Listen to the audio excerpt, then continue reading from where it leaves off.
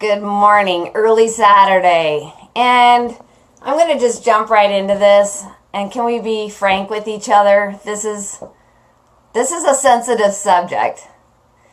And I'm going to be speaking from personal experience. I mean, the only way we really learn more about ourselves is by paying attention to the things that maybe aren't all that pretty. And maybe it's not all that flattering to admit that you struggled. But it's real, right? And if nothing else, that's what we need to do, is just be true, authentic, remove smoke screens that everything's perfect and hunky-dory and that we don't struggle. We do. Everybody does. And so here's the thing. Back when I was heavy, I'll tell you why I was heavy. I was heavy because I was so busy being irresponsible with my health while I was busy judging others. So this is something that everybody does, because we all want to see where we stand. Where are we in relation to others? Because that's kind of our benchmark. It's how we discover more about ourselves, right? So it's not wrong because we are just looking. It's oh, they just did that. How does that make me feel? And oh, they just did that. And how does that make me feel? Or how does, where do I perceive that I am in relation to what I deem better than or worse than me?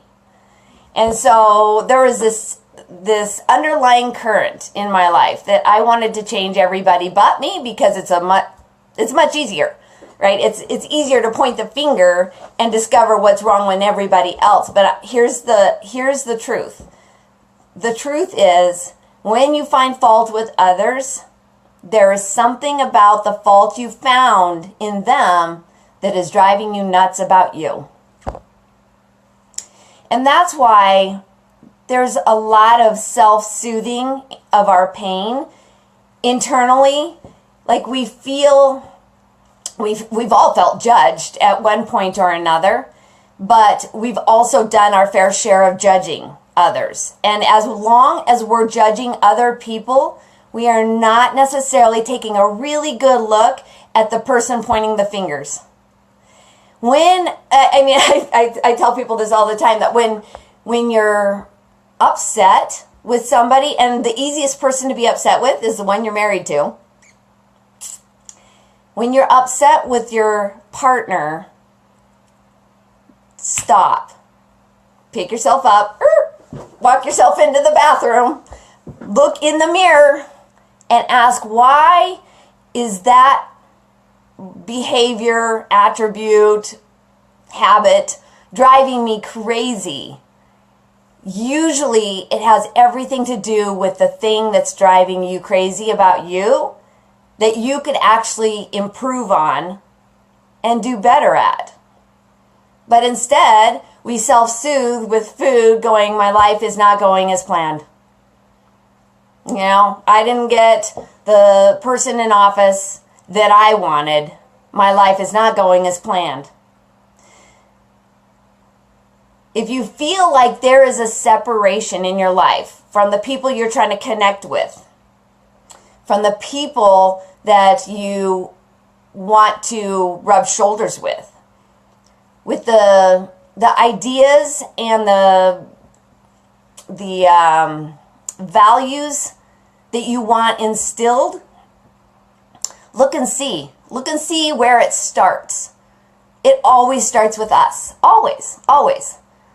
Any overeating, any dissatisfaction, it always starts with us. And so that's why this is such a sensitive subject, because taking a look at what's going on here is the hardest thing in the world. Actually, when you need to make personal changes and adjustments, it's so much easier to be distracted and deflect and look elsewhere for the real problem, right? Just because we become aware of what's going on inside of us, in our brains, in our lives, and the level of dissatisfaction that we have. Oh, excuse me, just one sec. Marky didn't want to jump in on the oh, sorry, measuring tape. Way in the morning. Okay, there we go. So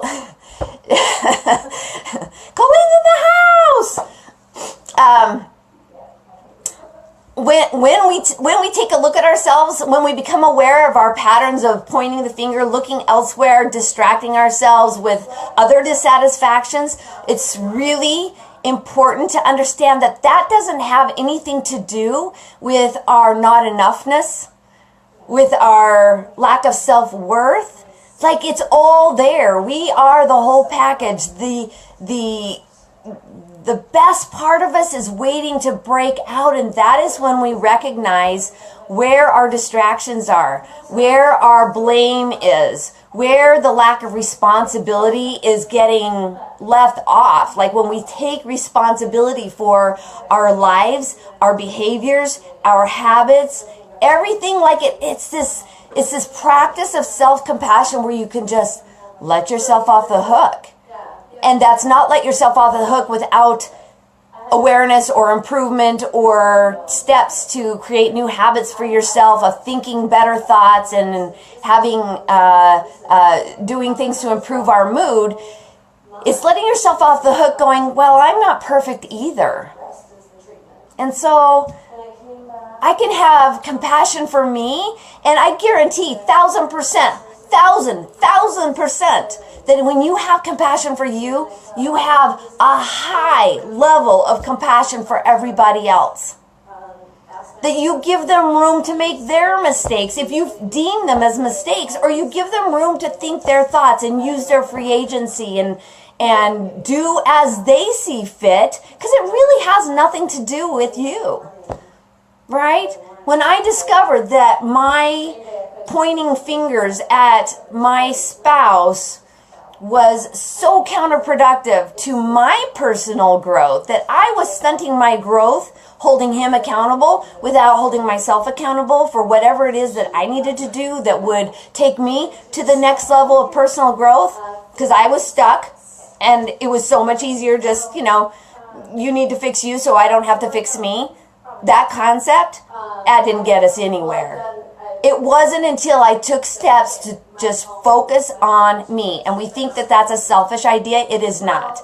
It is not. When you focus on you and take care of you, especially when it comes to your health, it makes you feel energized. It makes you feel purposeful. It makes you feel focused. It makes you feel like you got something going on besides drama. It's a game changer. Like, you are worthy of compassion. You are. And you are worthy of learning to trust yourself again, that you won't look elsewhere to get distracted, that you can focus on the real, authentic, happy, energetic, confident you. That's when life just fires up. So while this is a tough subject to think about, because we really do want to believe that other people are at fault for anything and everything. Like, systems are broken and people are disillusioned. You can't change that. That's not yours to change. Everybody has a free agency, and we live in America. This is a free country, right? As an individual, living in our own individual homes, with our own individual families and beliefs and values and thoughts, the one person that can really make a difference is the one inside. The one right here. And if we can just keep from judging that person, if we can really just get hold of ourselves and go, you're doing the best you can, good job. And you can probably even take it a step further. Have that conversation with yourself and watch yourself get fired up. You will set goals, put one foot in front of the other, nothing will stop you, your focus will be clear, and you'll be like, this is the way to live. Nobody is judging you as harshly as you are. Wow. When we feel judged by others, it's only because we lack personal self-acceptance. Love yourself. Show compassion. Be the best you. You deserve it. Take that step. Launch yourself into living fired up.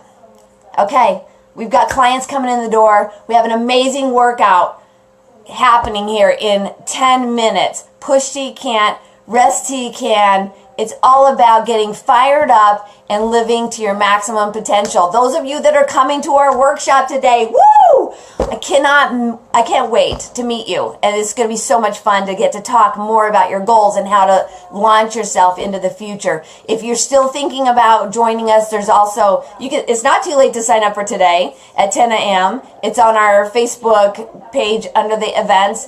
And then we also have an opportunity on Tuesday at 6 p.m. And then we have our 6-week slim down. It starts on January 28th, measurements and delivering the food guide. And then we're rocking and rolling January 30th. It's a Monday. Yeah, we're going to start on a Monday, but we're going to keep it going. It's going to be so much fun. And it's just, there's no better way than to surround yourself. Increase your circle of genius. Surround yourself with like-minded people. And let's get fired up. Here we go. Have an amazing day, everybody.